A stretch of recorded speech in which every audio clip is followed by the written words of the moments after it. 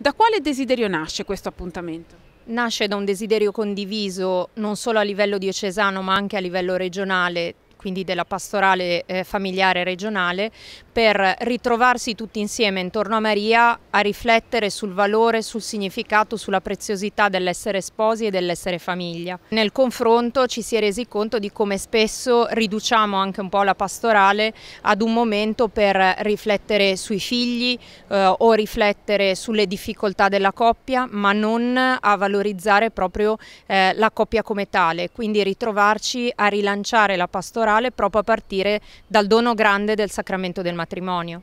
Già a marzo, con le giornate celebrate a livello di diocesi, in ciascuna delle diocesi della regione ecclesiastica ligure si è lavorato così a coppie. Quali frutti avete visto che sono maturati a partire da quell'appuntamento?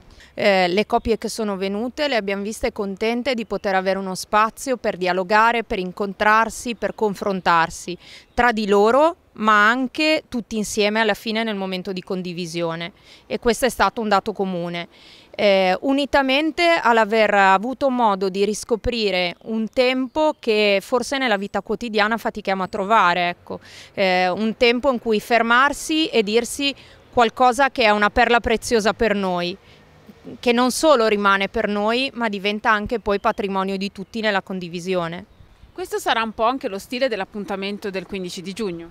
Esattamente, nel momento dell'arrivo al Santuario della Guardia ci sarà un momento di preghiera, cui seguirà una proposta fatta dal nostro Vescovo, uno spazio di mezz'ora in cui ciascuna coppia potrà dialogare a partire dalle domande che il Vescovo ci indicherà, per poi proseguire la giornata nell'adorazione eucaristica al mattino e il pomeriggio in un confronto tra le diocesi liguri circa proprio la pastorale familiare, quello che di bello già si riesce a fare nelle varie diocesi, e concludere con la messa con il cardinale. Come pastorale familiare diocesana abbiamo organizzato un pullman che partirà da Sestri dall'autostrada a Chiavari e da Rapallo dall'autostrada. Anche già il fatto di andare in pullman, quindi di andare tutti insieme e non semplicemente ciascuno con la propria macchina, con la propria famiglia, vorremmo fosse già, come dire, un pellegrinaggio in se stesso, un tempo di incontro, di scambio, di gioia, di festa